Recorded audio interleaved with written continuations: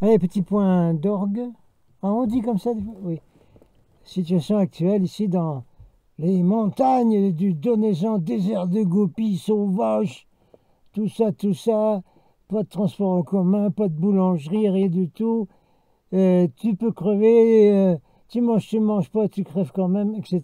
Voilà. Alors, petit point d'orgue. Alors, les 30 et 31 novembre, j'ai transformé le logement où je suis dans le bâtiment de la mairie et je l'ai transformé en fort à l'amour. Et comme j'avais mis des papiers à la gendarmerie et dans la boîte aux lettres du maire, avec le conseil d'un avocat qui est ami d'un ami de notre chaîne, merci beaucoup à cet ami qui m'a donné l'ami avocat. Donc j'ai mis le conseil de l'avocat, etc. Pas question de bouger, etc. Ils ne peuvent rien faire. Et comme le major de la gendarmerie m'a dit, ils n'ont rien fait pour vous aider. Et de toute façon, il faut respecter la loi. Donc là, il l'avait dans l'os. Ils sont même pas venus. Bon, je m'étais barricadé en fort à l'amour, d'accord. Au cas où, on ne sait jamais, parce que des fois, les ours que tu sais en colère, ils deviennent fous. Hein. Oui, oui. Le baka, là, dans la montagne, une fois, il n'était pas content, parce qu'il y avait le berger, c'est le berger qui m'a raconté, hein, qui avait tout le mouton, là, puis il y avait les fameux patous. Et puis le baka, il déboule de la montagne, là. L'ours, c'est le vétéran ours d'ici, ça. Le baka descend de la montagne, il fonce dans les moutons. Et puis, je ne sais pas ce que font les patous. Ils écartent le troupeau. Le baka, il est comme un cornichon. Il n'a pas réussi à choper une brebis. Une brebis. La panthère, la brebis, le chien Sheila. Oui, alors, et il est devenu fou, là, le baka. Complètement fou. Il gueulait fou comme pas possible. Il a remonté la montagne de la base, là, comme ça, là. Bouf. Et il est allé démolir des rangées de ruches du côté du Cap Cyr, là. Fou de rage, il est allé tout démolir. Voilà. Voilà comment ils sont. Alors, on ne sait jamais. Moi, je me suis barricadé. Donc, résultat des courses dans cette ligne de temps que j'ai dû fabriquer, en fabriquant un fort, si vous voulez, hein, eh bien, ils n'ont pas réussi. Le fort Alamo n'a pas été pris par l'armée du Generalissimo Antonio Lopez de Santa Anna y Soy Contruto. Contruto parce que son neveu était son aide de camp, et son beau-frère était le général Cos, etc. Donc, c'est Contruto, c'était la famille là, qui attaquait le fort Alamo. Là. Eh bien, ils n'ont pas réussi. Il n'est pas tombé, le fort Alamo. Voilà. Donc, c'est une bonne nouvelle, les gens. Voilà. Alors, on va surveiller après. Je vous causerai de la suite des événements. Dans la description, oui, ben, je vous le mets. Le meilleur film sur le fort Alamo, je vous le mets dans la description. On peut le voir sur YouTube. Mieux que celui de John Wayne, qui est quand même du cinéma Hollywood. Hein. Et puis qu'un autre, pas mal non plus, mais celui-là, il est mieux. Voilà. C'est pas encore la vraie histoire, parce que la vraie histoire, c'est pas encore exactement ça. Mais enfin, ça vous donne une idée de ce que c'était que le fort Alamo. Voilà. Donc, le fort Alamo a gagné. Et c'était des sudistes. Alors oui, qui ont défendu le fort Alamo en 1836. Sudistes. Alors, les sudistes ont gagné. Voilà. On en recausera. Bon, avant de travailler sur cette vidéo, oui, je filmerai sur écran hein, parce que Mike, sur son super domaine Brighton, il n'y a pas de sous-titres. Hein, on ne peut pas voir les traductions en français, donc on est obligé de vous le faire comme ça. D'ailleurs, on va vous mettre aussi sur Substack une traduction faite par une de nos équipes, par Florence, qui a fait un gros boulot sur aussi une vidéo comme ça. On va vous mettre ça dans Substack, je pense. Substack payant? Why not? Pourquoi pas, dit Wikasa, le chef des loups. Pourquoi pas? Alors, donc hein, en vitesse là, quelques news globales si vous voulez. Avant de pouvoir passer aux news locales ici. Vous savez, les ours locaux là, qui sont très grognons de ça c'est chez moi, t'as pas ça c'est à moi, t'as mon territoire, toi t'es pas là, on te fout dehors toi. Ces ours là, les ceux qui sont même plus humains. Il était déjà pas avant, alors bon. Pas les bons nounours des montagnes, hein, là. Non, non, pas pareil. Alors, on vous expliquera un peu au niveau local. Alors, voyons en global. Ah bah, toujours Mike the Ranger, il vient de nous annoncer plusieurs fois, là, que, il ne va pas voter pour Trump dans quelques jours, là, en Amérique. Il va voter pour un autre candidat qui s'appelle le docteur Shiva. Sachant très bien qu'il ne sera jamais élu, mais ça fait rien. Il a déclaré qu'il ne votera pas pour Trump. Pourquoi? Parce que Trump est pour les enfants d'Ismaël, d'Israël, la la la la, ah, Inch'Allah, tout ça. Là. Non, Trump étant pour ça, ne disant rien sur le génocide actuel que vous connaissez, Mike dit ça va pas du tout, on ne peut pas voter pour ce gars-là, ça ne va pas du tout. Problème. Le même problème pour Bobby Kennedy Jr., qui ne dit rien sur le génocide. Bon, alors, dans les deux cas, peut-être on peut comprendre parce que l'Europe a été prise d'assaut par ceux-là, là, le peuple élu.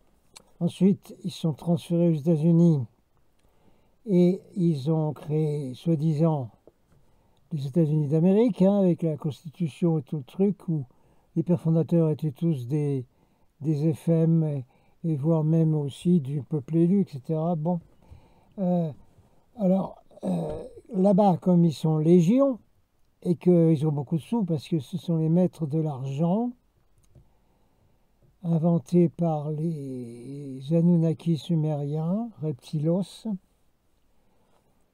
qui ont aidé le peuple élu. Enfin, ça, voyez Jim Leveilleur là, et il a fait un truc, je vous mettrai d'adressement. Alors, le problème, c'est que comme ils sont légions en Amérique, qu'ils ont beaucoup, beaucoup d'argent, eh ben, ils subventionnent Trompette et aussi Bobby Kennedy Jr., hein, RFK. Alors, problème, évidemment, les deux-là, s'ils commencent à déclarer qu'ils sont contre le génocide, ben, ça va leur couper tout le support pour leur campagne et ça, c'est peut-être un problème. Maintenant, on verra bien ce qu'ils font. Il y a un délire complet, là, je ne vais même pas vous mettre en description. Si vous tombez dessus, vous verrez bien. Il y a un journaliste du peuple élu, là-bas, tu sais, des tout petits pays là, qui veut prendre les autres pays d'autour. Là, voilà. Il a travaillé avec je ne sais plus qui aux États-Unis. Il y a des gens qui ont financé la construction de la nouvelle arche d'alliance, reproduction, bien qu'il n'y ait aucun élément sur les dimensions de l'arche d'alliance dans le temps. Rien, ça fait rien. Ils ont mis dessus de l'or à je ne sais plus combien de carats, un chiffre incroyable, 28 carats, incroyable. Ils sont bourrés de fric. Et cette arche d'alliance a donc été fabriquée en Amérique et elle a été mise récemment dans la propriété de Trompette en Floride, avant d'être envoyée chez le peuple élu là-bas pour être amené près du mont du Temple, le Temple Mount, où le peuple élu veut rebâtir le temple. Le temple de Salomon, du Mogol, leur temple là. Ah ben pour faire le temple, il va être obligé de raser la mosquée qui est là-bas. Oui. Ah ben, ça va faire boum boum hein, s'ils font ça. Mais qu'est-ce que c'est que ce délire? Qu'est-ce que le trompette a à voir avec une reproduction de l'Arche d'Alliance qui va être mise là-bas, chez le peuple élu, et qui sert à la fois de modèle spirituel, soi-disant, et d'arme. Oui, c'est une arme parce que dans les écrits sacrés de ce peuple élu, l'Alliance s'était mise devant leurs armées. Et grâce à ça, ils gagnaient, quoi. Alors l'idée, c'est qu'ils vont gagner de nouveau en mettant ça là-bas. Et Large Alliance a transité, aurait transité dans le domaine de Trump en Floride. Délire complet. Je ne vous mets pas de lien, cherchez. Si vous tombez là-dessus, perdez votre temps à regarder ça. Sinon, c'est délirant. Voilà. Alors, il y a un problème, là, il y a un gros problème. Alors, Mike the Ranger vient de dire, là, qu'il prévoit, parce que Mike, depuis des dizaines d'années, prévoit des choses, et chaque fois, il tombe dessus pile poil. Il est un peu... C'est le David Icke américain, on va dire, hein, Mike Adams, au Texas. Il prévoit qu'ils vont faire gagner Kamala Harris, les démocrates aux États-Unis, avec une fraude gigantesque, et que ça va être le début du chaos, hein, puisque évidemment les États qui sont rouges, républicains, bleus, démocrates, les États rouges vont refuser d'accepter Kamala comme présidente, n'est-ce pas? Donc ça va être un chaos. C'est la guerre civile qui a été prévue là-bas depuis longtemps, et probablement la guerre de sécession qui n'a pas cessé, c'est sûr, qui va recommencer. D'ailleurs, à Washington, les magasins commencent à barricader leurs magasins, déjà maintenant, en prévision du chaos qui va se dérouler dès que va être annoncé les résultats de l'élection americana. Ouais, bah d'accord. Donc, Mike dit, le chaos, ça va être énorme, préparez-vous. Maintenant, dans l'autre cas, c'était un peu pareil, parce que si c'est Trump qui est élu, les États bleus vont refuser de l'accepter, et ça va être le chaos tout pareil. Hein. Ça va être organisé avec des groupes violents. Là-bas, Soros paye les antifas pour le compte démocrate. C'est une information, hein, parce que peut-être que les antifas en France, ils ne savent pas ça, mais c'est comme ça en Amérique. Hein. C'est Soros qui est derrière, en Amérique. Chez vous, bah, demandez-lui. Hein. Demandez-lui à Soros s'il est derrière vous, les antifas. Demandez. Alors, ce serait pareil. Si Trump est élu, c'est le chaos.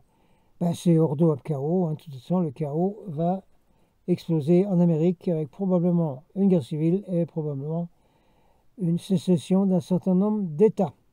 Qui d'ailleurs, dans l'intervalle, tous les États qui se déclarent contre les pic-pic, qui bannissent les chemtrails, etc., très certainement, ceux-là ne vont pas accepter la Kamala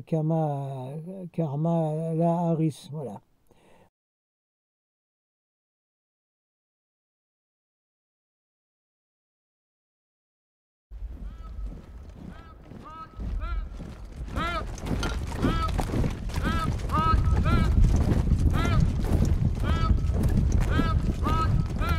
Stay with me. Close that ring. Steady, boy. Steady.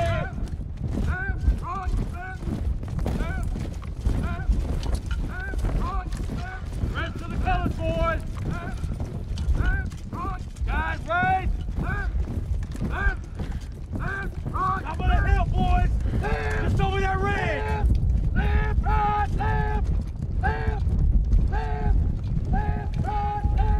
Kneel.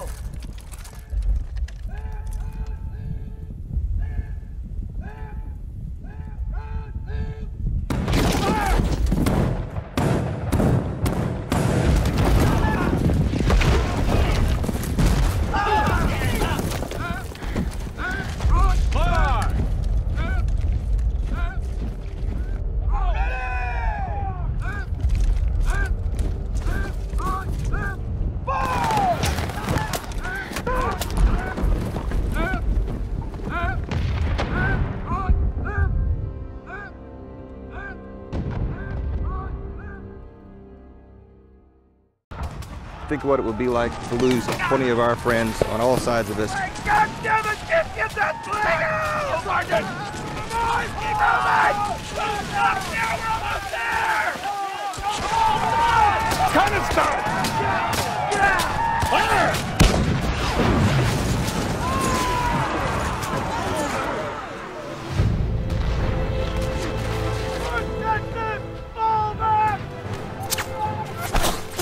The Texas Brigade loses 64% of its strength on the Miller Farm. 16 of its color bearers are shot down. 9 are from the 1st Texas alone. All of them back there dead. In its brief assault in the cornfield, the 1st Texas suffers 82% casualties, the largest loss by any unit on either side in a single battle in the entire war. Where are the colors?